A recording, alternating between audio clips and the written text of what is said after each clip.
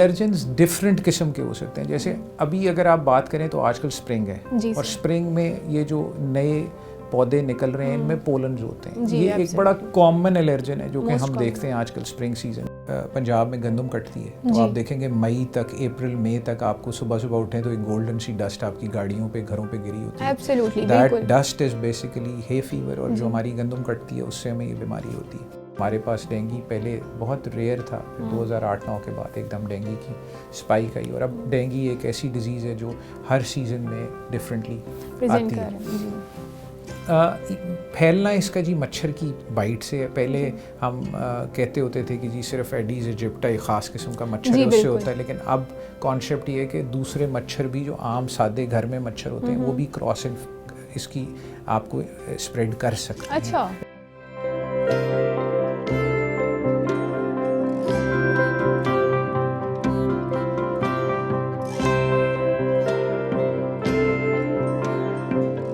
अस्सलाम वालेकुम, मैं हूं आपकी host doctor Fariha Tariq, FM सेहत ज़िंदगी के पॉडकास्ट डॉक्टर डायलॉग से आपके पास।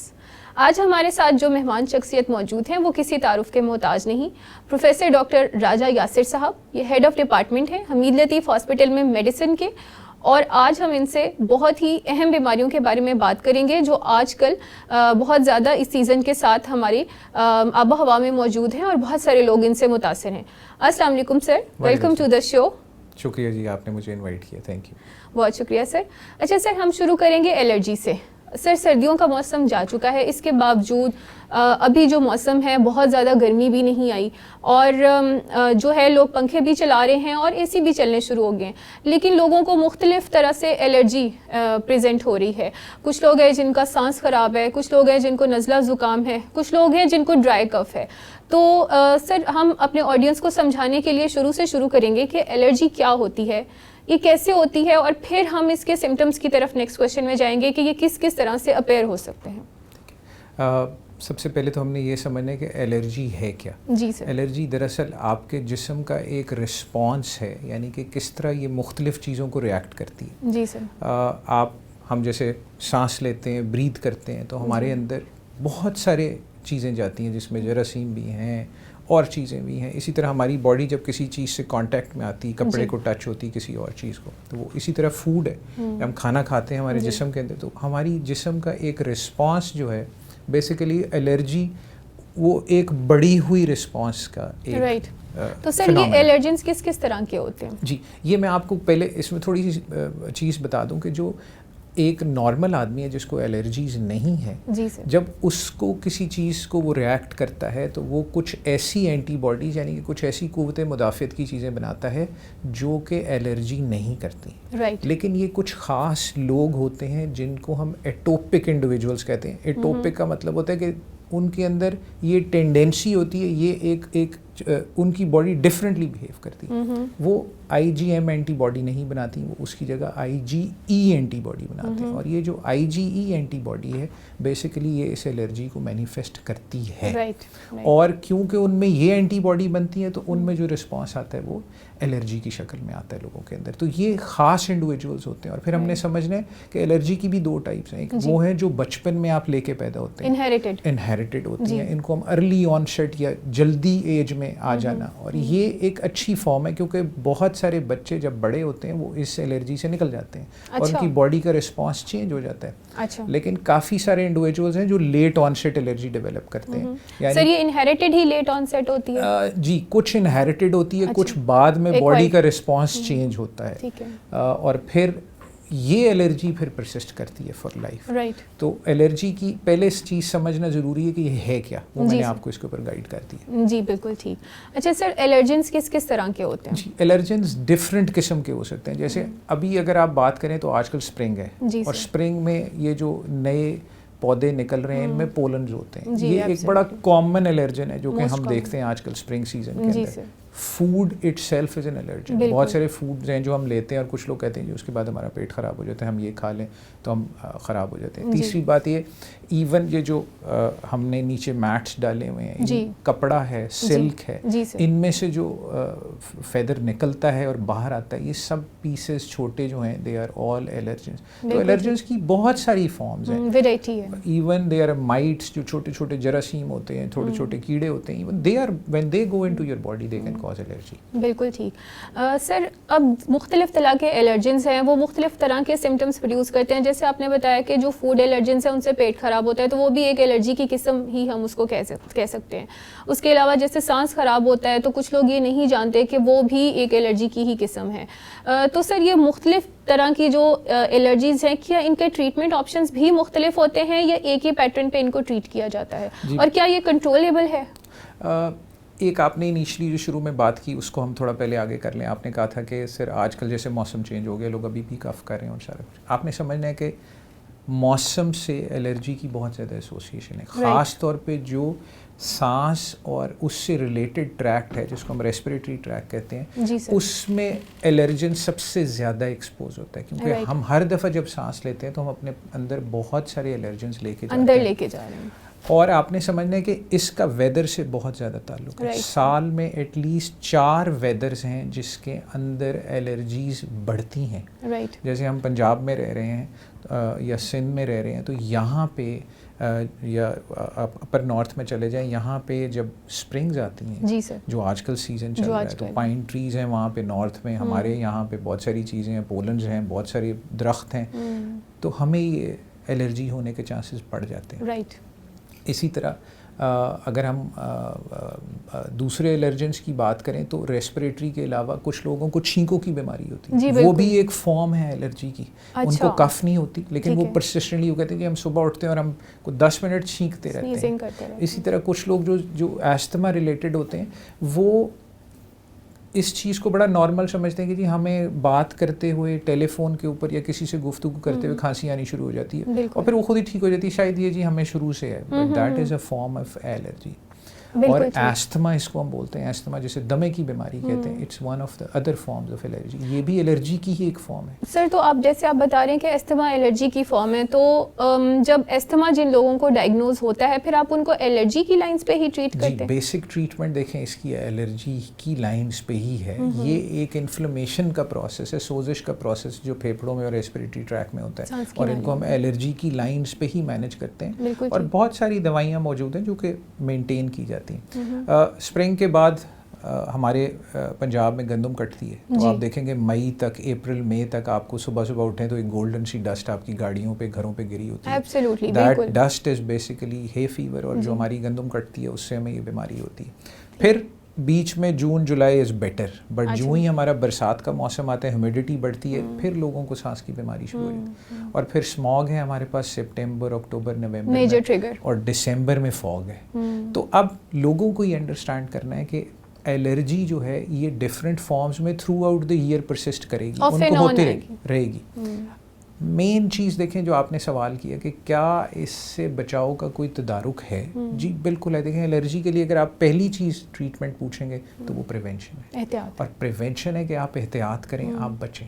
देखें, किसी को रेस्पिरेटरी मसले हैं, किसी को एलर्जिक राइनाइटिस है, छींकों की बीमारी है, दमे की बीमारी, मास्क पहने। मास्क पहना कोई बुरी बात नहीं है, ख़ास तौर पे वो लोग जो ओपन ट्रैवल करते हैं, बाइक्स पे हैं, रिक्शा लेते हैं, बसेस के लिए बस स्टॉप्स पे जाते हैं, उनको पहनना चाहिए। बिल्कुल ठीक। बहुत सारे हमारे जो इंडस्ट्रीज़ हैं, जैसे टेक्सटाइल है, स्टील मिल्स हैं, मुख्तलिफ जगह हैं, यहाँ पे लोगों को मास्क पहनने की आदत नहीं है। मैं एक ज़माने में ऑक्यूपेशनल हेल्थ फिजिशियन भी रहा हूँ और मैं इन साइट्स पे विजिट भी करता था, लेकिन मैं देखता था लोग मास्क नहीं पहनते थे, केमिकल्स होते हैं, वो एलर्जी करते हैं, और मास्क पहनने से आप तदारुक कर सकते हैं। बिल्कुल ठीक। तो इम्पॉर्टेंट चीज़ है कि आप इससे बच सकते हैं, इसकी इंटेंसिटी कम कर सकते हैं, और डेफिनेटली अगर आपको है तो फिर इलाज के लिए आपको मुस्तनद डॉक्टर के पास जाना चाहिए, और बहुत सारी ट्रीटमेंट है। जैसे मैं आपको सिंपल एस्थमा के हवाले से बता देता हूँ, एक ड्रग है जिसका नाम है मोंटेलुकास्ट। अब ये दवाई तकरीबन सब एलर्जी वाले खाते हैं, बट शायद उनको ये नहीं पता कि किस वक्त खानी है। जैसे देखें, अब हमने फॉग का सीज़न गुजार दिया और हम जनवरी बड़ा अच्छा हमारा गुजर जाता है, बट जो ही फेब आती है हम स्प्रिंग की तरफ जाते हैं। जी बिल्कुल। तो ऐसे लोगों को ये दवाई अपने डॉक्टर के मशवरे के साथ फरवरी में स्टार्ट कर देनी चाहिए और फिर इसको अप्रैल के मई के एंड तक लेके जाना चाहिए। वो खुद देखेंगे कि उनके एलर्जी के जो सिम्टम्स बार बार आते हैं वो कम होना शुरू हो जाएंगे। अच्छा। तो आपको सीज़न स्टार्ट होने से पहले ऐसी दवाई, once you start an allergic phenomena and then you start taking these drugs, तो फिर ये इनका उसको रोकना थोड़ा सा नहीं मुश्किल हो जाता है। This is how it is। बिल्कुल ठीक। अच्छा सर, ये जो अब रूटीन का नज़ला खांसी ज़ुकाम आ रहा है, इसको भी हम एलर्जी में ले जाते हैं या इसको वायरल इन्फेक्शन पे लेके जाते हैं, इसको आप कैसे? मैडम देखिए, इसमें ना हम लोगों को समझने की ज़रूरत है कि एलर्जी को डिफ्रेंशिएट करना बड़ा ज़रूरी है इन्फेक्शन जी बिल्कुल, बहुत ज़रूरी है जी। वो इस तरह ज़रूरी है कि अगर एक पेशेंट को बुखार है जी सर और उसके बाद उसको खांसी नज़ला ज़ुकाम शुरू हुआ है, तो ये एक इन्फेक्शन प्रोसेस है। राइट। ये इन्फेक्टिव प्रोसेस है और ये एलर्जी नहीं है। बिल्कुल ठीक। यूजुअली आपको एलर्जी के साथ लोगों को बुखार के साथ चीज़ें स्टार्ट नहीं होती, इन्फेक्शन नहीं होता। इन्फेक्शन नहीं होता। तो इन्फेक्शन के एलिमेंट्स डिफरेंट हैं और एलर्जी, तो ये आपको डिफरेंशिएट करना ज़रूरी है कि ये इन्फेक्टिव प्रोसेस है कि ये एलर्जिक प्रोसेस है। बिल्कुल ठीक। और ये देखें, ये चीज़ें भी तभी पॉसिबल होंगी जब आप अपने किसी डॉक्टर को जाके मिलेंगे। हमारे मुल्क में सेल्फ मेडिकेशन का रुझान बहुत ज़्यादा। और सर गूगल जी गूगल।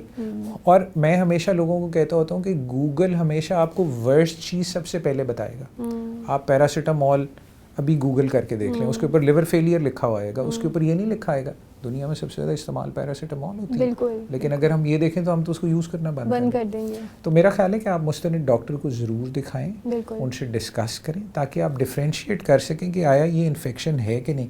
क्योंकि अगर एलर्जी है तो फिर हमें एंटीबायोटिक्स की ज़रूरत नहीं है। फिर हमें दूसरी दवाइयों की ज़रूरत है जो कि हमारी एलर्जी को रिजॉल्व कर सकते हैं। डॉक्टर साहब, ये आपने हमें बहुत अच्छा गाइड किया और हमारी ऑडियंस को भी कि एलर्जी और इन्फेक्शन को डिमार्केट करने की ज़रूरत है। एलर्जी में इन्फेक्शन के इलामात नहीं होंगी और ये एलर्जी के इलामात जो हैं वो किसी भी इन्फेक्शन से फ़र्क होंगी। तो इसके लिए हमें अपने डॉक्टर से रुजू करने की ज़रूरत है एंड प्रेफरेबली जो क्वैक ना हो, कोई अताई डॉक्टर ना हो, हकीम के पास नहीं जाना, कंसल्टेंट से आपने रेफरल लेना है। अच्छा सर, एक लास्ट सवाल मैं एलर्जी के टॉपिक पे आपसे करना चाहूँगी कि हुकूमत ने एलर्जी की रोकथाम के लिए मुख्तलिफ एलर्जी सेंटर्स बनाए हुए हैं और वहाँ पे इसका मुख्तलिफ तरह से इलाज होता है। उसमें पैच टेस्ट हैं, फिर उनके मुख्तलिफ तरह की डायग्नोस्टिक और प्रोसीजर्स हैं, फिर वो कहते हैं कि उसकी वैक्सीनेशंस भी कुछ हैं। तो आपके ख्याल में ये किस हद तक कारआमद हैं ये एलर्जी सेंटर्स? जी देखिए, ये जो भी एक प्रोसेस है जो डिफरेंट इदारे हमारे मुल्क में कर रहे हैं, ख़ास तौर पर इस्लामाबाद में हमारा एक एलर्जी सेंटर मौजूद है, लाहौर में भी चंद ये लोग काम कर रहे हैं। इस प्रोसेस को कहते हैं डीसेंसिटाइजेशन। डीसेंसिटाइजेशन का मतलब है कि आप एक एलर्जन को या एक ऐसी चीज़ जिससे आपको एलर्जी, आप उसको थोड़ा थोड़ा देते हैं, बॉडी को एक्सपोज करते हैं और बॉडी उसके अगेंस्ट अपनी एलर्जी को कम करना शुरू करती है, कुव्वत मुदाफ़ियत बनना शुरू हो जाती है और फिर इवेंचुअली आप उससे एलर्जी नॉन एलर्जिक हो जाता है। बिल्कुल ठीक। बट आपने ये समझना है कि क्योंकि आपके जिस्म में, जैसे मैंने शुरू में कहा कि आप एक एटोपिक इंडिविजुअल हैं, आप में टेंडेंसी है कि आप एलर्जी, तो by the time you get your self desensitise, जब तक आप वो डिसेंसिटाइजेशन बनाते हैं उतनी देर में और चीज़ों के साथ आप एलर्जी डेवलप कर लेते हैं और फिर तो ये एक ऑन गोइंग प्रोसेस है। लेकिन अच्छी बात ये होगी कि अगर आपको किसी मेजर चीज़ से एलर्जी है और आप अपने आप को उसके अगेंस्ट वैक्सीनेट करके डिसेंसिटाइज कर लेते हैं तो फिर आपकी एलर्जी पहले से बेहतर हो जाएगी। बिल्कुल सर। तो मैं इस तरीका इलाज को मानता हूँ और मैं लोगों को कहूँगा कि हाँ, जो बहुत सिवियरली इफेक्टेड हैं, जिनकी एलर्जीज आम दवाइयों से कंट्रोल नहीं होती, और देखें सारी मेडिकल साइंस अब घूमती है क्वालिटी ऑफ लाइफ। बिल्कुल। तो अगर आपकी क्वालिटी ऑफ लाइफ अच्छी है, आप एक जगह पे बैठ के खांस नहीं रहे, आप एक जगह पे बैठ के स्नीज नहीं कर रहे, तो फिर इसका मतलब है कि you are living a good life. तो फिर तो आप ज़रूर अपना इलाज कराएं जी, और ज़रूर जाएं एलर्जिक सेंटर पे। लेकिन अगर आपकी डिजीज़ ऐसी है कि सिंपल मेडिसिन के साथ वो मैनेज हो जाती है तो फिर मेरा नहीं ख्याल कि इसकी बिल्कुल सर। इसमें मैं एक बात और ऐड करना चाहूँगी कि जो क्रॉनिक पेशेंट्स होते हैं एलर्जी के, जो काफ़ी सालों से इस मसले से दो चार होते हैं, उन्हें आहिस्ता आहिस्ता अपने ट्रिगर्स भी अंदाज़ा उन्हें हो जाता है। उन्हें पता होता है कि अब पोलन्स आ रहे हैं तो अब हमें ये एलर्जी हो सकती है, हे फीवर आने वाला है। सो वो अपने आप को भी एजुकेट करते हैं और उन्हें आइडिया भी होता है। तो वो ऐसे पेशेंट्स जिनको अपने मेजर ट्रिगर्स पता हैं, उसका सबसे पहला प्रिवेंशन ही है कि वो उससे बचें और मास्क की सूरत में बचें। बिल्कुल एग्जैक्टली। बिल्कुल ठीक।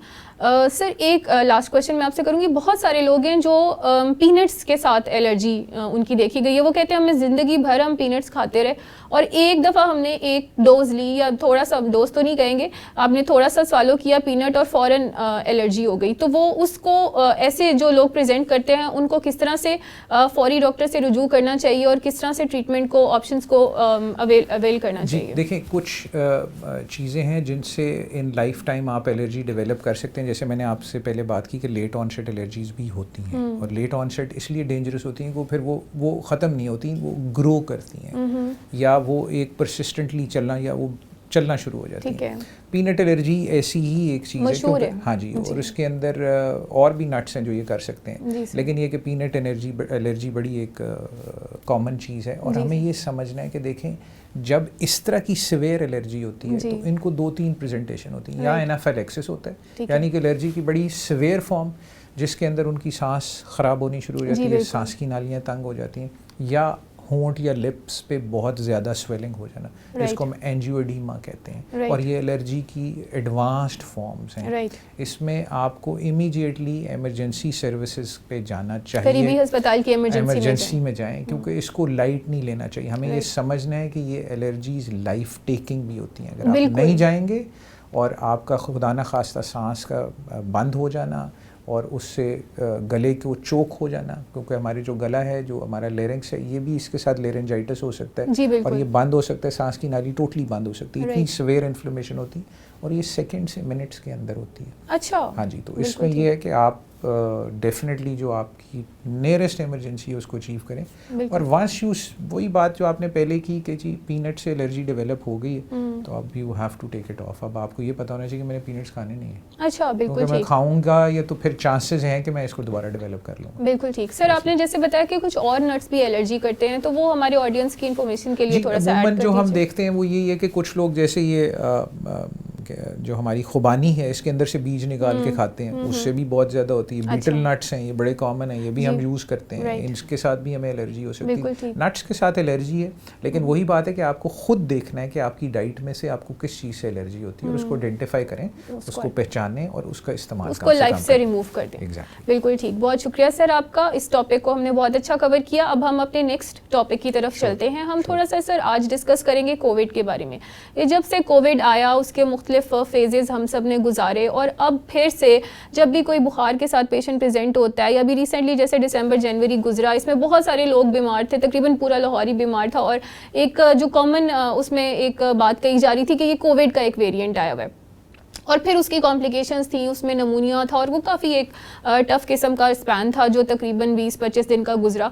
तो अब उसके बाद फिर से अभी कुछ एक आध महीना पहले दोबारा से एक और इसी किस्म की अलामात के साथ एक बीमारी फैली, और बहुत सारे लोगों को उसने अपनी लपेट में ले लिया। तो सर, ये जो फेजेस में बुखार के साथ और इस तरह की अलामत के साथ जो पहले कोविड में भी हमने देखी थी, ये जब आ रहे हैं ऐसे मरीज़, तो क्या ये भी कोविड ही है या उसका कोई वेरिएंट है, उसकी कोई नई किस्म है?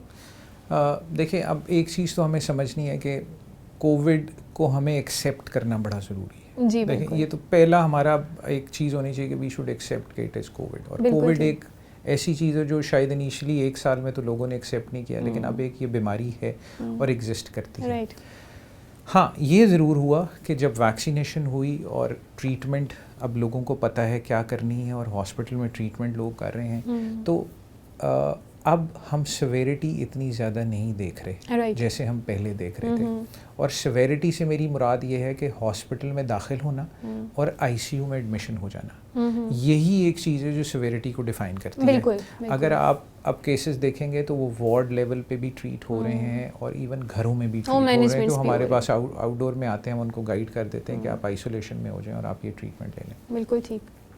अच्छा, अब जो आपने दूसरी बात की कि क्या कोई नया वेरिएंट है, आपने समझना है जी, मेरा ख्याल है कि अब ये नए वेरिएंट्स आते रहेंगे। अच्छा। उसकी वजह ये है कि आपकी जो इंटरनेशनल ट्रैवलिंग है वो बहुत ज़्यादा है। और अगर आप मेरे से पूछें तो ये जो एयरपोर्ट्स हैं और ये जो हम टूरिस्ट स्पॉट्स हैं, they are hub for Covid. अच्छा, जब हम वहाँ जाते हैं तो डिफरेंट स्ट्रेन, हर बंदा अपना स्ट्रेन लेके आया कोविड का, और मुख्तलिफ इलाकों से आए हुए हैं। तो वो वायरसेस भी when they meet at their places they vary in genetics, उनकी अंदर तब्दीली आती है, एंड देन वो जब आप वापस आते हैं तो आप लेके आते हैं। और इसलिए कोविड एग्जिस्ट करता है और हम केसेस देख रहे हैं, लेकिन ये चीज़ समझनी ज़रूरी है कि हमने बहुत कम केसेस देखना शुरू कर दिए हैं। जैसे पहले एक एपिडेमिक थी, फिर एक पैंडेमिक थी, पैंडेमिक से एपिडेमिक हुई, और अब हम इनको एंडेमिक कहीं कोई ना कोई किसी शहर में कोई केसेस हम ज़रूर देख रहे हैं। हमारे पास लाहौर में भी इस दफ़ा केसेस आए हैं,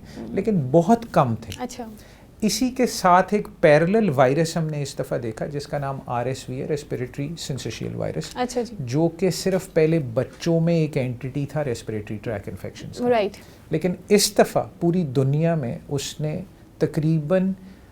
तकरीबन एल्डरली पीपल को इन्वॉल्व किया अच्छा। है, और ये वर्ल्ड वाइड एक समझ लें कि एटलीस्ट एपिडेमिक तो थी अगर पैंडेमिक नहीं थी। जी बिल्कुल। और इसके अंदर हमने जो सबसे कॉमन चीज़ देखी कि ऐसे लोगों की प्रेजेंटेशन सांस के साथ ऐसे होती थी जैसे उन्हें अस्थमा हो गया, दमा हो गया। ओके। तो जब हम उनकी चेस्ट सुनते थे या उनकी अलामात देखते थे तो उनकी सांस की नालियाँ तंग हुई होती थी। कोविड में सांस की नालियाँ तंग हमने बहुत कम देखी। अच्छा, लेकिन इस वेरिएंट में है ये? हाँ, लेकिन ये कोविड का वेरिएंट नहीं है, ये वायरस अलग है। इसका नाम मैंने आपको बताया रेस्पिरेटरी सिंसेशियल वायरस। ये बच्चों में इन्फेक्शन करता था, लेकिन अब पिछले 1-1.5 साल से ये एडल्ट्स में एल्डरली में आ रहा है। और इस दफ़ा हमने लाहौर में इसके बहुत सारे केसेस देखे हैं जी, RSV के।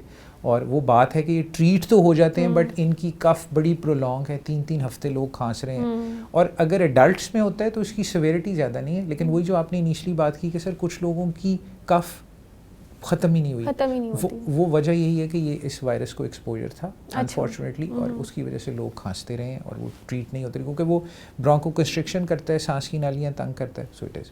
तो कोविड जी एग्जिस्ट करता है और ये ऐसे ही रहेगा। जैसे आपको याद होगा डेंगू जब इनिशियली पहली दफ़ा आया तो वो हमारे लिए एक एपिडेमिक थी, फिर उसके बाद अब वो through out the year dengue के केसेस आते रहते हैं। तो कोविड के केसेस भी ऐसे आते हैं, लेकिन अल्हम्दुलिल्लाह अब उसकी सिवियरिटी पहले से बहुत कम। बिल्कुल ठीक। अच्छा सर, इसमें एक नई जो न्यूज़ हमने मीडिया में बहुत ज़्यादा पिछले कुछ दिनों में सुनी, वो ये थी कि जो लोग कोविड से वैक्सीनेट हुए, कोविड की वैक्सीनेशन से, तो पोस्ट वैक्सीनेशन उनको अर्ली डेथ थ्रेट्स आए, या कुछ लोग ऐसे थे जैसे 27 या 28 ईयर्स की एज में हार्ट अटैक के साथ डेथ हो गई, और उसको फिर लिंक किया जा रहा है कोविड वैक्सीनेशन के साइड इफ़ेक्ट्स के साथ। तो सर आप इसको किस तरह से देखते हैं, और आपकी नज़र में ये खबर किस हद तक सही है? देखिए, मैं एक दो चीज़ें, एक तो मैं डॉक्टर भी हूँ और एक मैं इंसान भी हूँ। अब इन दोनों चीज़ों को हमें इस तरह देखना है कि बीइंग अ ह्यूमन बीइंग, मुझे ये अंडरस्टैंड करना है कि कोविड की वैक्सीन दुनिया की वो वाहिद वैक्सीन है जो सबसे शॉर्ट टाइम के अंदर बनाई गई, और फिर उसको एज अ ट्रायल बेसिस के बाद विद इन 6 मंथ्स लगा दिया गया। बिल्कुल, दैट इज़ राइट। तो इसके ऊपर तो डेफिनेटली क्वेश्चन किया जा सकता है। मैं एज ए डॉक्टर भी इसके ऊपर क्वेश्चन कर सकता हूँ कि जी इतने शॉर्ट ड्यूरेशन में और इतने छोटे ट्रायल के साथ एक वैक्सीनेशन पूरी दुनिया में लॉन्च कैसे हो गई? लेकिन शायद उस वक्त हम क्राइसिस में थे और हमें ये करना था। लेकिन आप ये भी देखें कि उस वैक्सीनेशन के बाद हमें सिवियरिटी ऑफ कोविड में वाकई ही फ़र्क हुआ, हर्ड इम्यूनिटी डेवलप हुई। जो मायोकार्डाइटिस और सडन कार्डिक डेथ्स हम आजकल देख रहे हैं, मेरा ख्याल है कि हमें ये भी समझना है कि हमारा लाइफस्टाइल अब बहुत चेंज हो गया। हर चीज़ को कोविड की वैक्सीन के साथ आप एफिलिएट नहीं कर सकते। हाँ, मैं ज़रूर लोगों के साथ इस बात पे एग्री करूँगा कि कोविड की वैक्सीन के बाद हमने लोगों को बहुत सारी मुख्तलिफ परेशानियों में देखा ज़रूर है। बिल्कुल ठीक। मैं आपको अपनी ही एग्जांपल दे देता हूँ। मैंने सारी ज़िंदगी एथलेटिक्स की है, अभी भी मैं एक एक्टिव प्लेयर हूँ और क्रिकेट खेलता हूँ और एथलेटिक्स करता हूँ और सारा कुछ करता हूँ। मैंने कोविड की वैक्सीन जब लगवाई, उससे पहले मुझे कभी फटीग, बॉडी पेन ज़िंदगी में नहीं हुई। मैंने कोविड को बड़ा एक्टिवली मैनेज किया, और अल्हम्दुलिल्लाह ऐसे मैनेज नहीं किया जैसे वीडियो कैमरास पे और वीडियो कॉल्स पे किया। मैंने हॉस्पिटल के अंदर रहते हुए तकरीबन 7-8 हज़ार पेशेंट को ट्रीट किया, लेकिन मुझे तब भी कभी कोई फटीग नहीं हुई। But when I got my vaccination done, उसके बाद से मुझे एक फटीग, पेन, बॉडी एक्स रहती हैं। अच्छा। जो कि मैं अगर कहीं लिंक करता हूँ तो मैं जाके शायद उसको वहीं पे कहता हूँ कि यार मुझे कोविड से हुआ। अच्छा। कुछ लोग आए जिन्होंने कहा जी हमें कभी माइग्रेन्स नहीं हुई थी, लेकिन अब उनको माइग्रेन स्टार्ट हो गई। कुछ लोग आते हैं वो कहते हैं जी हमें एब्डोमिनल पेन जी, हमारा पेट ही नहीं कभी ठीक हुआ वैक्सीन से पहले हमें कभी। लेकिन मसला है कि हम उसको शायद इसलिए भी लिंक करें कि उससे पहले हमें कोई ये ऐसी चीज़ नई हुई नहीं थी, अब हम उसको लिंक करें। बिल्कुल ठीक। तो इफेक्ट्स तो डेफिनेटली मेरे ख्याल से कोविड वैक्सीन के हैं और ये फ्यूचर में ज़्यादा बेहतर होंगे। लेकिन मेरा ख्याल है कि इसको इस चीज़ से लिंक करना कि कार्डिक प्रॉब्लम्स बहुत ज़्यादा हो रही हैं, इसके ऊपर कोई डॉक्यूमेंटेड डाटा नहीं है। बिल्कुल। देखिए, बीइंग अ डॉक्टर, अब मैं अपनी अब दूसरी साइड पे हूँ, तो बीइंग अ डॉक्टर मुझे एविडेंस चाहिए। एविडेंस मौजूद नहीं है कहीं पे भी। बिल्कुल ठीक। मेरा ख्याल है हमारा लाइफस्टाइल बहुत चेंज हो गया है, हम लोगों की फिजिकल एक्टिविटी नहीं। अगर आप ये बात करेंगी तो मैं आपको इसकी एग्जांपल ऐसे दूंगा कि मैं एक 17 साल के बच्चे को हाइपरटेंशन के साथ पिछले 10 माह से ट्रीट कर रहा हूँ। अच्छा। और वजह क्या है? वो ओबीस है, उसका लाइफस्टाइल अच्छा नहीं है, उसकी डाइटरी हैबिट्स अच्छी नहीं है। हमने अपनी ज़िंदगियों को इस तरह ख़राब किया। बिल्कुल। हमारी अपनी लाइफ में हम इतने बिजी हो गए कि हम 45 मिनट्स अपनी ज़ात के लिए नहीं निकालते, तो फिर रिस्क बढ़ गया। बिल्कुल ठीक। देखें, एवरी जनरेशन में माशाल्लाह आप अपनी से पहली वाली जनरेशन देखें, जो हमारे पेरेंट्स हैं, they are fit at 60-65, no disease. और उनसे हम अपने ग्रैंड पेरेंट्स को देखें तो 85, 90 जी जी, बिकॉज उनकी फिजिकल एक्टिविटी बहुत ज़्यादा थी। मैं हमेशा कहता होता हूँ कि जितने मेरे ग्रैंडफादर ने वॉक की होगी, मैंने अभी उसका 1% भी वॉक नहीं की अपनी ज़िंदगी में। इतने एक्टिव लोग थे, वो चलते ही पैदल थे, शहर में भी जाते। तो इसको हर चीज़ को इस तरह लिंक कर देना मेरे ख्याल से एक बड़ी गलत चीज़ है। हाँ, ये ज़रूर है कि अब लोग इस चीज़ पे काम ज़रूर कर रहे हैं कि ये वैक्सीनेशन जो दी गई थी और इतने शॉर्ट ड्यूरेशन में दी गई थी, इसके क्या इफेक्ट्स बॉडी के ऊपर, क्योंकि इसने आपके पूरे इम्यून सिस्टम को चेंज किया है। बिल्कुल बिल्कुल। सो ये इफेक्ट्स में भी 10 साल बाद, 20 साल बाद हम ज़्यादा बेहतर बता सकें। लेकिन अभी जितनी भी कार्डिक अरेस्ट हैं, डेथ्स हैं, उनको मैं इसके साथ लिंक होता हुआ नहीं देख रहा। बिल्कुल। एक चीज़ आपने ज़रूर समझनी है जो मेरे ऑडियंस के लिए बड़ी ज़रूरी है। ये जो हम कोविड और रेस्पिरेटरी सिंसेशियल वायरसेस और बाकी वायरसेस की बात कर रहे हैं, ये मायोकार्डाइटिस और कार्डिक इफेक्ट्स इन सब वायरसेस के हैं। अगर आप मेरे से पूछेंगे तो 5 साल बाद कोविड एक डिजीज़ नहीं होगी, कोविड एक सिंड्रोम होगा। राइट। बिकॉज सिंड्रोम क्या होता है जी? इट्स ऐसी बीमारी जो एक से ज़्यादा ऑर्गन को बॉडी में अफेक्ट करे। बिल्कुल ठीक। हम सारे वायरल इन्फेक्शंस के साथ हार्ट को, किडनी को अफेक्ट होता देख रहे हैं, चाहे वो रेस्पिरेटरी सिंसेशियल है, चाहे वो इन्फ्लुएंजा है, चाहे वो कोविड है। बिल्कुल ठीक। तो इनके साथ हार्ट के मसले ज़रूर होते हैं, इनके साथ मायोकार्डाइटिस ज़रूर होता है, लेकिन वो वैक्सीन रिलेटेड नहीं है। ये हमें समझना है। मेरा ख्याल है कि वैक्सीन्स के साथ इतनी ज़्यादा ये चीज़ें लिंक करना एक गलत बात है। और वैक्सीन ज़रूर कराएं। मैं तो अभी भी आपको रेकमेंड करूँगा, जिन लोगों ने नहीं कराई वो ज़रूर कराएं, और क्योंकि हमारे पास और कोई ऑप्शन नहीं है फॉर द टाइम। बिल्कुल सर, जैसे आपने कहा कि वैक्सीन अभी भी होनी चाहिए कोविड के लिए आइडियली अलहदा से, तो वो साल के किस किस हिस्से में होनी चाहिए या कितने अरसे बाद होनी चाहिए? आप हमारी जनरल ऑडियंस को इन्फॉर्मेशन के लिए मेरा ख्याल है कि जितने भी वायरल इन्फेक्शंस होते हैं ये सितंबर ऑनवर्ड्स से लेके और टिल मार्च दे हैव ये 6 मंथ्स है जिसमें मैक्सिमम है। ठीक है। तो मेरे ख्याल से अर्ली अक्टूबर आपको जिस तरह हम फ्लू की वैक्सीन लगाते हैं इसी तरह आपको कोविड की भी लगा लेनी चाहिए अगर आपकी डोज कोई पेंडिंग है। और दूसरा ये कि अगर आपने इंटरनेशनली ट्रैवल करना है तो मैं ट्रैवलिंग के लिए आपको ज़रूर एडवाइस करूँगा, ख़ास तौर पे उन एरियाज़ में जहाँ पे कि आजकल एक एपिडेमिक चल रही है, एंडेमिक केसेस ज़्यादा हैं और आप उन एरियाज़ को ट्रैवल करने जा रहे हैं तो ज़रूर कराएं। और मैं ये भी एडवाइस करूँगा कि जिन लोगों ने अभी तक वैक्सीन नहीं कराई और वो हज या उम्रा के लिए प्लान करते हैं उनको वैक्सीनेशन मैडम ज़रूर करानी चाहिए। This is very important for them, क्योंकि जब वहाँ इतनी बड़ी कॉन्ग्रीगेशन होती है, 2.5-3 लाख का एक मजमा मौजूद होता है अल्लाह पाक के घर के पास, तो ऑब्वियसली वहाँ क्रॉस इन्फेक्शन का चांस बढ़ता है। तो अगर आपकी वैक्सीनेशन हुई होगी तो हमने ये ज़रूर देखा है कि इन्फेक्शन ज़रूर होगा लेकिन कम होगा और कंट्रोल्ड होगा, दवाइयों से काबू में आ जाता है। ये तो हमें ज़रूर करना है। बिल्कुल ठीक सर, आपने बहुत ही यूज़फुल सी इन्फॉर्मेशन हमें दी कोविड के बारे में। और मैं अपने पॉडकास्ट में ये बात ऐड करना चाहूँगी कि प्रोफेसर डॉक्टर राजा यासिर साहब, इन्होंने एक हमीद लतीफ़ हॉस्पिटल में ऐसी टीम तश्कील दी जिसने कोरोना के दौर में, जब कोरोना बहुत ज़्यादा एक्टिव था और शुरू में इसका दौर आया था, तो सर ने उस टीम को तश्कील दिया, एक टीम बनाई, कोरोना के वार्ड शुरू किया, उसका रोस्टर इस्टेब्लिश किया डॉक्टर साहिबान के लिए, और ये ख़ुद वहाँ पर 24/7 मौजूद होते थे। और इन्होंने अपनी टीम के साथ बहुत ही एक्टिवली हज़ारों की तादाद में मुख्तलिफ मरीज़ जो हैं वो सेहतियाब हमें करके दिखाए। एंड मेरी तरह और बहुत सारे डॉक्टर्स जो हैं they are eye witness to his professional skills. Sir आपका बहुत शुक्रिया। कोविड के बारे में आपने बहुत ही तफसील से हमें अपडेट किया, जो आजकल के सिम्टम्स हैं और जो आजकल की मसाइल कोविड से रिलेटेड हैं उनके बारे में।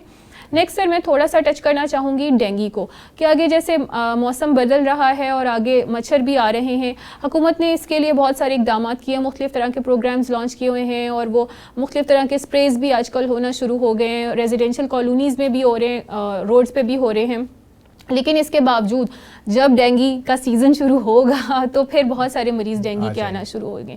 तो सर ये हमारी ऑडियंस की आसानी के लिए आप ज़रा बेसिक्स से बता दें कि डेंगू बुखार कैसे होता है और इसका बचाव किस तरह से मुमकिन है। देखिए, जिस तरह कोविड है और रेस्पिरेटरी सिंसिशियल वायरस, इसी तरह डेंगू भी एक वायरल इन्फेक्शन है, वायरल डिजीज़ है। Viruses through out the year exist करते हैं और पाए जाते हैं। जैसे हमारे पास डेंगू पहले बहुत रेयर था, फिर 2008-9 के बाद एकदम डेंगू की स्पाइक आई और अब डेंगू एक ऐसी डिजीज़ है जो हर सीज़न में डिफरेंटली आती है। फैलना इसका जी मच्छर की बाइट से है। पहले हम कहते होते थे कि जी सिर्फ एडीज इजिप्टा एक ख़ास किस्म का मच्छर है उससे होता है, लेकिन अब कॉन्सेप्ट ये है कि दूसरे मच्छर भी जो आम सादे घर में मच्छर होते हैं वो भी क्रॉस इसकी आपको स्प्रेड कर सकते हैं। It's not a hard fast rule कि हम सिर्फ एडीज की तरफ ही चले जाएं, लेकिन ये है कि दूसरे मच्छरों के साथ भी इसके देखे गए हैं। और फिर हमने ये भी रिसेंटली देखा कि मलेरिया और डेंगू के पेशेंट्स को इन्फेक्शन के साथ भी आए हैं। तो बिकॉज दूसरा जो मच्छर के किसी ने बाइट किया और उसको मलेरिया है पेशेंट को, तो वो डेफिनेटली जब दूसरे को बाइट करेगा तो मलेरिया भी देगा और डेंगू भी देगा। अब आपका ये सवाल कि ये कितना प्रेवलेंट है, जी प्रेवलेंट है और ये रहेगा, और ये भी सीजनल डिजीज़ है। आपने समझना है, जब सीज़न आएगा तो ये बढ़ेगा और इसका टेम्परेचर से बहुत बड़ा रिलेशनशिप है। जब बहुत ज़्यादा सर्दी हो जाती है, ठंड हो जाती है, तो हमें पता है मच्छर की ग्रोथ भी कम हो जाती है और मच्छर जो हैं वो यूजली अगर होंगे भी तो वो हिडन होते हैं, they are not openly available in the gardens या प्लेसेस जहाँ से कि वो इन्फेक्ट कर सकते हैं। तो अब जो मार्च और स्प्रिंग है इसमें एकदम ऑब्वियसली वेदर चेंज होता है, टेम्परेचर बढ़ना शुरू होता है, तो मच्छर की अफजाइश भी बढ़ जाती है और मच्छर बाहर आना शुरू हो जाता है। तो अब इन सीज़न के अंदर हम देखेंगे कि एकदम डेंगू स्पाइक करता है और फिर जब एकदम बहुत ज़्यादा गर्मी आएगी तब भी हम देखेंगे कि मच्छर की अफजाइश एकदम कम हो जाती है, बिकॉज हॉट वेदर्स के अंदर मच्छर सर्वाइव नहीं कर सकते और उस दौरान फिर कमी। तो ये जो सीज़न अब शुरू हो जाना है from February till May and June, तब तक हम मच्छर की ग्रोथ देखेंगे। फिर एक दोबारा स्पाइक आएगी जब हमारी बारिशें शुरू होंगी, पानी इकट्ठा होना शुरू होगा, मानसून का सीज़न आएगा, तो फिर हम जुलाई के मिड से लेके और फिर वो हम देखते हैं इवन नवंबर तक वी सी डेंगू केसेस। और फिर क्योंकि हमारे अब अगर आप देखें तो जहाँ तक मुझे याद है, हम जब छोटे थे तो 15 अक्टूबर को हमारा यूनिफॉर्म चेंज हो जाता था सर्दियों का, लेकिन अब अगर आप देखें तो दिसंबर के मिड में भी आप गाड़ी में एसी चला के जा रहे होते हैं। So there is a change, global change है क्लाइमेट में, ग्लोबल वेदर चेंज है और इस वेदर चेंज की वजह से हम देख रहे हैं कि फिर ये मच्छर जो ये परसिस्ट करता है टिल नवंबर मिड और दिसंबर तक केसेस आते रहते हैं। फिर January we see spike going down, फरवरी फिर वी गो डाउन, बट मार्च अप्रैल में फिर ये स्पाइक करेगा और फिर आगे आएगा। तो ये 3 सीजन हैं जिनके अंदर हम यूजली डेंगू को देखते हैं और ये डेफिनेटली हमारे मुल्क में अब एक ऐसी डिजीज़ है जो कि प्रेवलेंट है और हमने इसे कोविड की तरह एक्सेप्ट करना है, ये चलेगा, आएगा, बड़ा ज़रूरी है, दैट्स वेरी इंपॉर्टेंट। बिल्कुल ठीक। अच्छा सर, डेंगू के अब जिस तरह आप बता रहे हैं कि सीज़न शुरू हो जाएगा, अब बच्चे स्कूल भी जा रहे हैं आजकल, फिर स्कूलों में प्लांटेशन भी है, मच्छर वहाँ पे भी ज़्यादा है, घरों में मोस्टली लोगों ने लॉन अपने ख़त्म कर दिए हैं, लेकिन फिर भी आपको पता है प्लांटेशन थोड़ी बहुत घर के अंदर भी होती है, फिर बच्चे शाम को पार्क्स में भी जाते हैं। अच्छा, अगर इन सब जगहों पे ना भी जाएं तो कई दफ़ा गाड़ी में भी मच्छर नज़र आ जाता है, तो सर इसका किस हद तक हम इससे अपने बच्चों को किस तरह बचाएं, किस हद तक बचाएं? देखिए, कुछ चीज़ें हैं जो हम अपने बच्चों को भी गाइड कर सकते हैं। हमें ये पता होना चाहिए कि मच्छर जो एडीज़ है ये किस टाइम ज़्यादा निकलता है, एक early in the morning, right, dawn और डस्क, और एक शाम को। ठीक है, इस वक्त ये मच्छर मैक्सिमम इट कम्स आउट। ठीक है, तो आप एक तो अपने बच्चों को कहें कि जी बहुत लेट मगरिब के करीब या असर जब तकरीबन टाइम हो जाता है गुरूब आफ्ताब से थोड़ा पहले, they should wind up and come in, playground से आ जाएं, वहाँ ना रुकें। दूसरा ये है कि कपड़े फुल स्लीव्स पहने, अपने आप को कवर रखें। समर्स में भी अगर उन्होंने शर्ट या टी शर्ट पहनी है तो वो पूरी हो, निकर्स को अवॉइड करें, पजामास पहने, जुराबें पहने। अच्छा, हमारे बच्चे जुराबें नहीं पहनते और गर्मियों में तो सर बिल्कुल नहीं पहनते। पूरे शूज पहने और जाएं। जितना बॉडी एरिया कवर्ड होगा उतने ही मच्छर के काटने के चांसेस कम हो जाएंगे। Excellent. तो ये, और दूसरा आप अपने बच्चों को जब पार्क्स में भेजें, मैं हमेशा कहता हूँ कि किसी चीज़ से मना ना करें। द बेस्ट थिंग जो हमारे बच्चे कर सकते हैं अपनी लाइफ में वो यही है कि उनको आप पार्क्स में भेज दें, क्योंकि आजकल तो बच्चे फ़ोन पे बैठे रहते हैं। हाँ जी, पार्क में भेजना तो एक ब्लेसिंग है कि वो स्क्रीन टाइम कम होगा। आप उनको ज़रूर रिपेलेंट्स लगाएं, मॉस्किटो रिपेलेंट्स कॉमनली मिलते हैं, और उनको लगा के और उनको भेजें और उनको गाइड करते हैं कि आपने बेटा कोशिश करनी है कि जल्दी घर वापस आएँ और अर्ली मॉर्निंग भी अवॉइड करें, और अगर जाते हैं तो अपना कपड़े पूरे पहने। बिल्कुल ठीक। दूसरा कुछ हमारी जिम्मेदारियां भी हैं। मैं हमेशा समझता हूँ कि जैसे कोविड था तो उसके अंदर भी हमने, जहाँ वो पहली स्पाइक ख़त्म हुई थी तो उसके बाद हम होटलों में निकल आए और हमने इकट्ठे खाना शाना कर दिया और 20-20, 30-30 लोग की गैदरिंग शुरू हो गई और फिर कोविड फिर वापस आ गई। हाँ जी। सो अब भी हमें समझना है कि हम अगर डेंगू को जेहन में रख के बैठे हुए हैं तो हमें अपनी सफाई खुद देखें। मच्छर सिर्फ पानी से नहीं आता। जी बिल्कुल।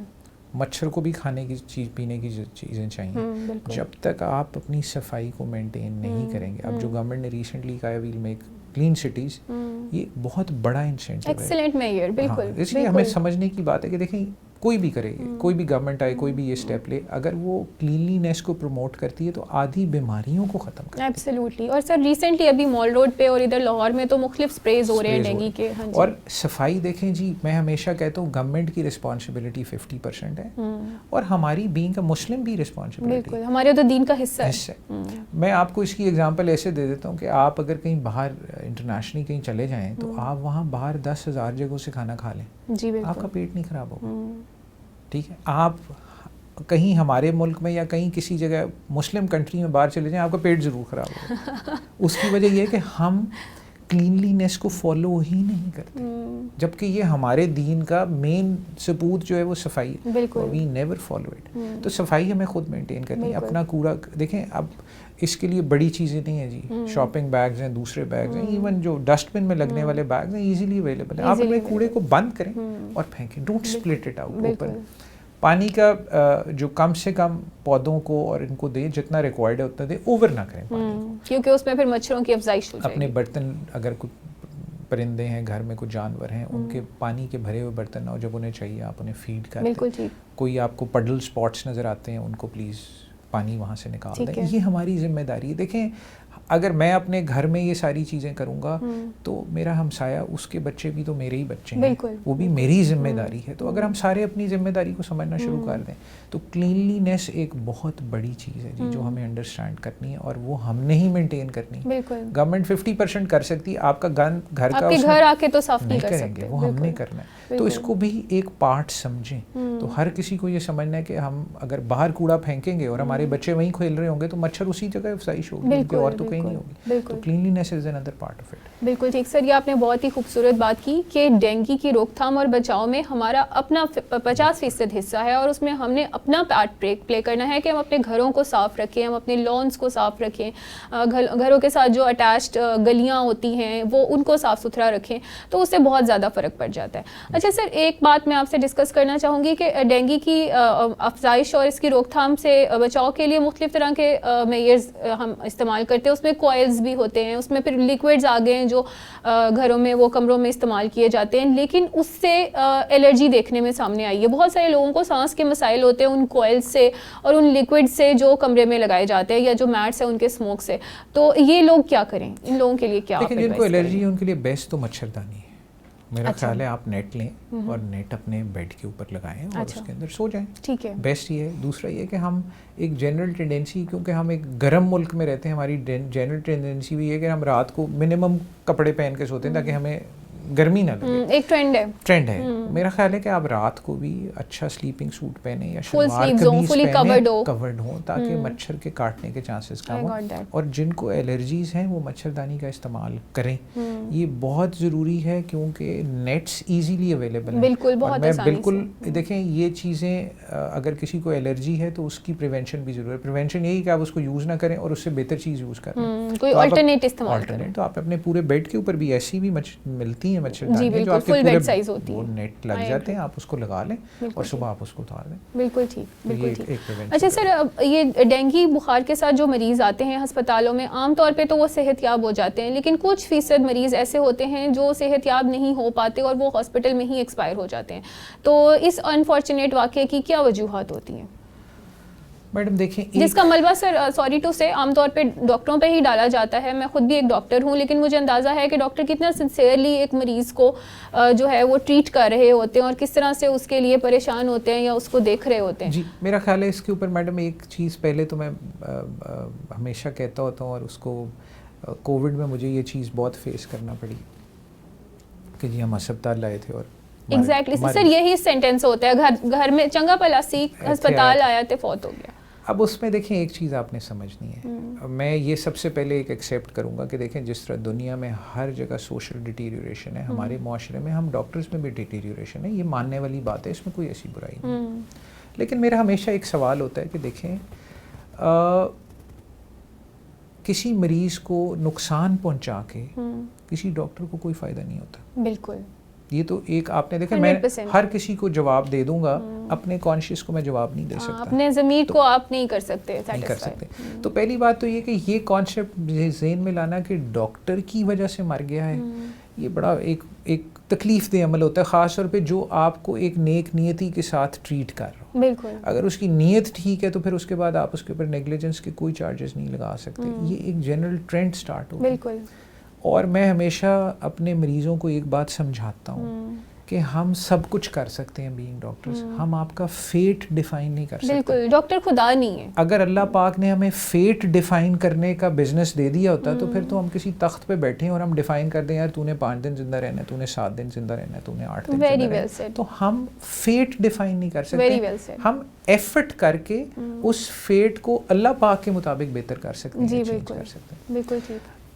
डेंगू के साथ देखें, अब वही मेडिकल एविडेंस वाली बात कि एक इंसान और एक डॉक्टर, अब जब डॉक्टरी वाली सेंस में आएंगे तो मेडिकल एविडेंस मौजूद है कि डेंगू के साथ मॉर्टेलिटी है, लोग डेंगू के साथ फौत होते हैं। और मैं आपको बहुत सारी जगहों पे बता सकता हूँ कि हमारे पास जब इमरजेंसी में या हॉस्पिटल्स में पेशेंट आते हैं तो वो पेशेंट होते हैं जो डिले के साथ हमारे पास हॉस्पिटल में आए होते हैं। 90% मॉर्टेलिटी उन पेशेंट्स की है जो डिले में आते हैं। 10% वो पेशेंट्स होती हैं जिनकी मॉनिटरिंग में नेग्लिजेंस होती है। देखिए, मैं ये नहीं कह रहा हमारे से कुछ नहीं होता, नेग्लिजेंस मॉनिटरिंग में भी हो सकती है कि कुछ खास पैरामीटर्स हैं जिसके मुताबिक आपने कुछ चीज़ों के मुताबिक मरीज़ को डेली देखना होता है कि हमने इसका ये भी मैनेज करना है, ये भी देखना है, आउटपुट भी देखनी है, पेशाब कितना आ रहा है, फ्लूइड कितना जा रहा है, टेस्ट कैसे आ रहे हैं, उसमें 10% नेग्लिजेंस हो सकती है बीइंग अ ह्यूमन, ये ह्यूमन एरर है। लेकिन 90% जो हम मैडम लोग पेशेंट्स को देखते हैं जो हॉस्पिटल में आते हैं और आके एक्सपायर होते हैं, वो पेशेंट्स हैं जिनको हॉस्पिटल लाने में डिले किया गया होता है और वो घर पे मैनेज किए जाते हैं या वो प्रॉपरली मैनेज नहीं हो रहे होते और फिर जब इमरजेंसी में आते हैं तो वो, क्योंकि डेंगू का मसला ये है कि जब आप डेंगू हेमरेजिक फीवर से डेंगू शॉक में चले जाएं तो ये इरिवर्सिबल चीज़ है। तो हमने ये समझना है डेंगू की 3 स्टेज हैं, dengue fever, dengue haemorrhagic fever और फिर डेंगू शॉक। तो जब एक पेशेंट डेंगू शॉक में चला जाता है वहां से रिवर्सिबिलिटी इज लेस देन 1%। तो पेशेंट्स क्यों नहीं फौत हो सकते? डेंगू से पेशेंट फौत हो सकते हैं, लेकिन प्लीज़ अगर आपको ज़रा सा भी बुखार है जिसमें आपके जिस्म में बहुत शदीद दर्दें हैं, आपको ऐसी दर्दें पहले कभी नहीं हुई जिसको हम बोन ब्रेकिंग फीवर कहते हैं, और आपसे खाया पिया नहीं जा रहा, वॉमिटिंग हो रही है, सर्दी लग रही है and you are too fatigued, आपको बहुत ज़्यादा कमज़ोरी हो गई है, तो ऐसे मौसम में जो अगले 2-3 माह आने हैं, प्लीज़ फ़ौरन डेंगू का टेस्ट कराएं, अपने मुस्तनद डॉक्टर को मिलें, इमरजेंसी में जाएं और उनको जाके दिखाएं कि जी हम अपना डेंगू रूल आउट करना चाहते हैं। देखें, अब गवर्नमेंट लेवल पे बड़ी चीज़ें आसान हो गई, 90 रुपए की CBC हो जाती है, 90 रुपए इज़ नथिंग। जी बिल्कुल।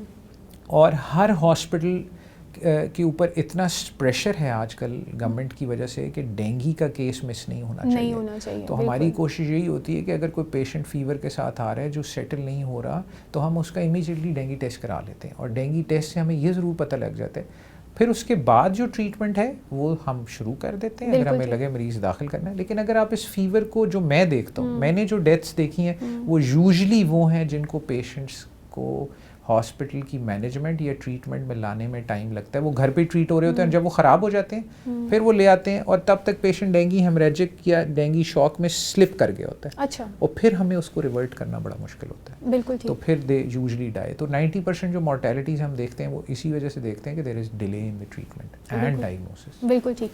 अच्छा सर, जैसे आपने हमें बताया कि इस डेंगी फीवर के मुख्तलिफ फॉर्म्स हैं, तो सर जो इसका एक रेगुलर फीवर वाले पैटर्न से हेमरेजिक फीवर में जाने का पैटर्न है, उसमें ट्रिगर वाली इलामत कौन सी होगी कि जिसमें एक आम इंसान को ये पता लग जाए कि अच्छा अब मैं उस अलामत वो ट्रिगर आ गया है कि अब हेमरेजिक में जा रहा है और फिर हमें अस्पताल जाना चाहिए? क्योंकि सर हमारे पास लोगों में अवेयरनेस अभी तक नहीं है उस हद तक। अच्छा, वो कहेंगे वो उसको रूटीन बुखार ले सकते हैं, वो उसको मलेरिया भी डायग्नोस को रॉन्ग डॉक्टर्स के पास जाके मुख्तलिफ तरह के वो इलाज करवाते हैं और अजीबो गरीब किस्म के वो डायग्नोसिस बनाते हैं। मोस्टली वो डायग्नोस भी नहीं होते। अच्छा, वंस वो दे आर नॉट डायग्नोस्ड, उसी के साथ वो नेक्स्ट फेज में भी चले गए।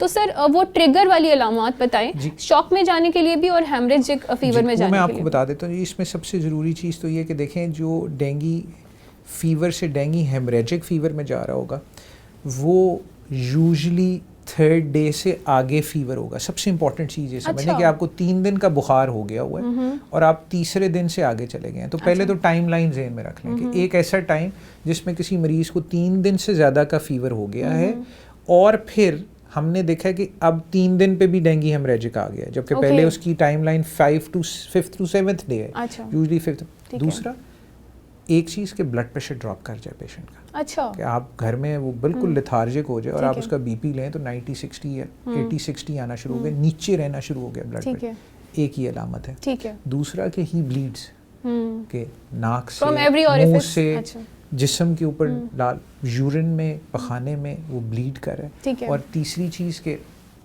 पेशेंट लिस्टलेस और ड्राउजी हो जाता है। ठीक है। पेशेंट और सर ये शॉक के फेज में होगा? ये अभी डेंगी हेमरेजिक में जा रहा है और शॉक में तो फिर ऑब्वियसली वो बिल्कुल ड्राउजी अनकॉन्शियस हो जाएगा, बीपी फॉल कर जाएगा, यूरिन आउटपुट कम, एक बहुत बड़ी अलामत है कि पेशेंट का पेशाब आना कम हो जाएगा। ठीक है। तो अगर आपको ये फील हो कि पेशेंट का ब्लड प्रेशर फॉल हुआ है, वो ब्लीड कर रहा है और ड्राउजी हो गया है, बेहोशी की हालत में जा रहे हैं और यूरिन आउटपुट कम हो गई, पेशाब आना कम हो गया, तो उसको इमीडिएटली आपको तो मेरे ख्याल से वेट नहीं करना, इसका मतलब वो हेमरेजिक में तो स्लिप कर गया। अच्छा। तो आप उसको इमीडिएटली हॉस्पिटल ले जाएं। लेकिन मेरे अभी भी वही सबसे दरख्वास्त होगी कि क्यों हम उसको इस फेज़ में जाने दें जब आपके पास। दूसरा मैं एक और बात करता हूँ जो मेरे ऑडियंस शायद अगर समझ लें तो बहुत अच्छी बात होगी कि मेरे ख्याल से इस दौर में सबसे अच्छा पैसा वो है जो आप अपनी ज़ात पे खर्च कर लेते हैं और अगर आप अपनी सेहत पे कर लेते हैं, बाकी कोई पैसे की वैल्यू नहीं। देखिए 90 रुपए का टेस्ट कराने से आप अपनी ज़िंदगी बचा सकते हैं। बिल्कुल ठीक सर, आपका बहुत शुक्रिया। बहुत ही यूज़फुल बातें आज हमें डॉक्टर राजा यासिर साहब ने बताई और वो पेशेंट्स जो एलर्जी, कोविड या डेंगी से अपनी ज़िंदगी में कहीं ना कहीं जूझ रहे हैं, उन्होंने बहुत ही इस इन्फॉर्मेशन से इस्तेफादा हासिल किया होगा। बहुत ही जल्द हम नए पॉडकास्ट के साथ हाजिर होंगे डॉक्टर डायलॉग में, एक नए गेस्ट के साथ और कुछ नए टॉपिक्स के साथ। तब तक के लिए अपनी होस्ट डॉक्टर फरीहा तारिक को इजाज़त दीजिए। अल्लाह हाफ़िज़।